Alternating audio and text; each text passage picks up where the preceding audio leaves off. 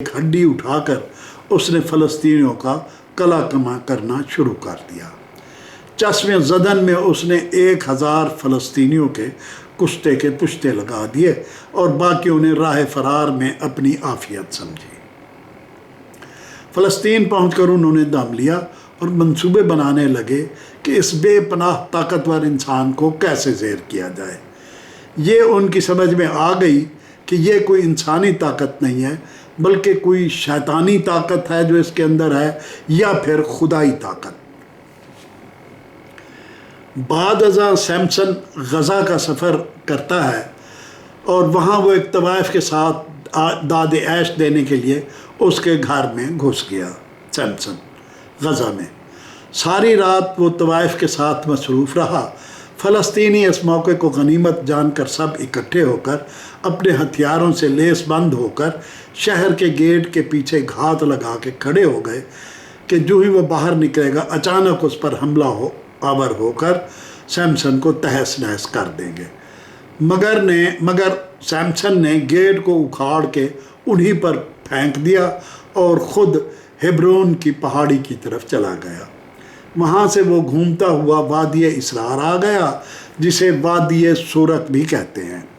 ये वादी यरूशलेम और तेल अबीब के दरमियान दोनों से 40-45 किलोमीटर दूर है और कुदरती मनाज़र आबशारों, झीलों, दरियाए सूरक से मुरस्सा है। वादी इसरार में सैमसन की मुलाकात वहाँ की रिहायशी एक दिलबर हसीना दलीला से हुई। दलीला, जिसे अंग्रेज़ी में डिलाइला कहते हैं। डिलाइला को देखते ही वो होशो हवास खो बैठा सैमसन और सौ दिलो जान से उस पर फरीफ्ता हो गया। इसके बाद उसने डिलाइला के साथ रहना शुरू कर दिया। तुरात, तलमूद और बाइबल में कहीं भी ये जिक्र नहीं मिलता कि आया सैमसन ने उससे शादी की या वो उसकी दाश्ता थी, आया वो तवाइफ थी या कोई शरीफ ज़ादी। ना ये पता चलता है कि वो इसराइली थी या फ़लस्तीनी। ना इस बात का इशारा मिलता है कि वो सैमसन से मोहब्बत करती थी या सैमसन ही सिर्फ उस पर फरीफ्ता और दीवाना था। इतना बहरहाल ज़रूर पता चलता है कि दोनों साथ रहते थे और मियाँ बीवी वाला ताल्लुक़ उन दोनों के दरमियान कायम था, सैमसन और दलीला के दरमियान। सैमसन की ताकत का राज मालूम करने के लिए फ़लस्तीनियों ने डिलाइला से रब्ता किया और उसे 1100 चांदी के सिक्के रिश्वत में देकर इस बात पर आमादा किया कि वो सैमसन की ताकत का राज मालूम करके उन तक पहुंचाए।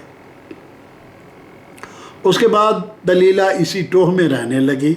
जब उसे ख़ुद से कुछ समझ ना आया तो उसने सैमसन से एक दिन उसकी ताकत का भेद पूछा, मगर वो टाल गया।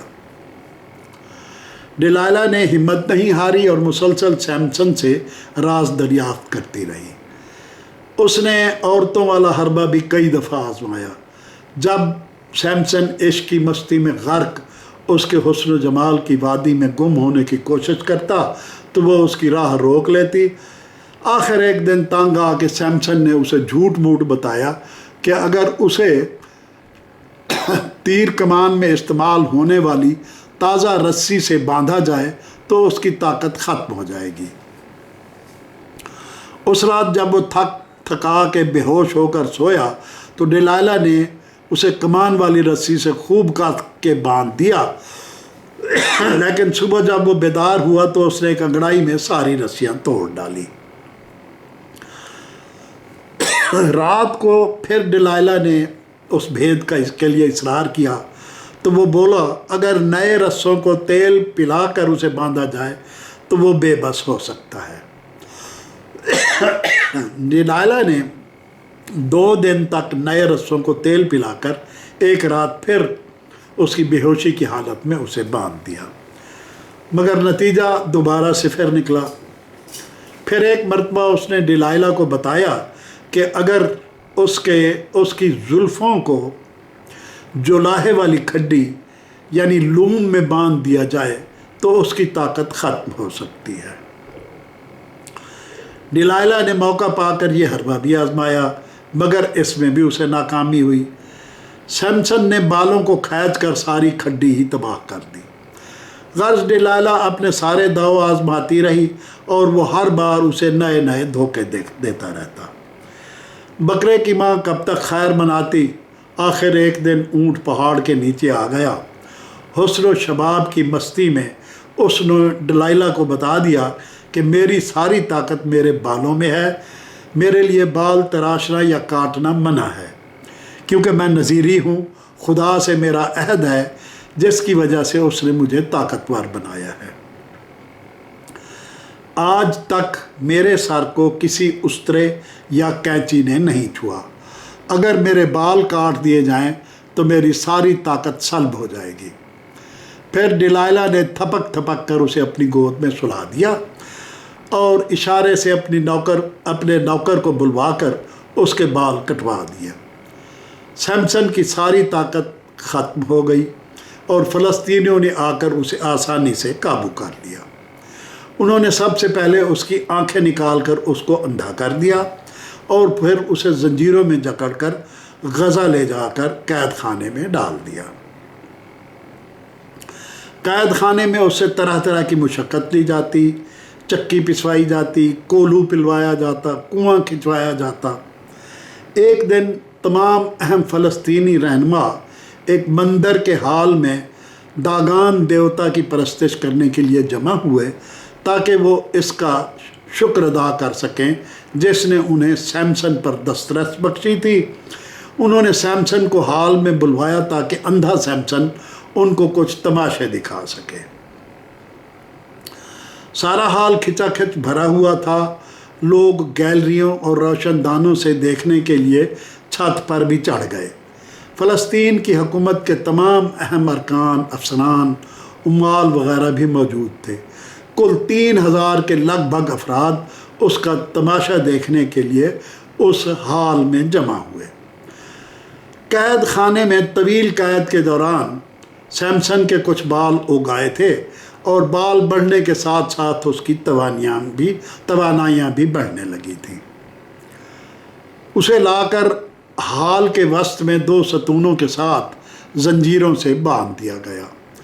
उसने आसमान की तरफ सर उठाकर खुदा से ताकत और तवानाई की दरख्वास्त की जो कबूल हो गई। उसके बाद उसने भारी जंजीरों को इस तरह खींचा कि दोनों सतून टूट गए और पूरी छत हाल में मौजूद लोगों पर आ गिरी, जिससे सैमसन समेत तमाम फ़लस्तीनी भी हलाक हो गए।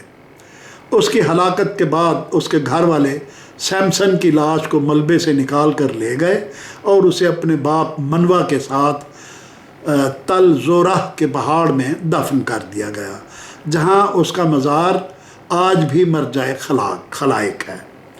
बाइबल के बाप जजेस 16 के मुताबिक सैमसन ने इसराइल पर 20 साल हुकूमत की थी। बाइबल में इस बात का जिक्र नहीं है कि बाद में डिलाइला के साथ क्या हुआ। ताहम मौरखीन का ख्याल है कि वो सैमसन के अंधा किए जाने पर बहुत पछताई। वो अपनी बदअमली का तमाशा देखने के लिए उस मंदिर में मौजूद थी और सैमसन के साथ ही उसका भी खात्मा हो गया, इसलिए उसका बाद में कहीं जिक्र नहीं मिलता।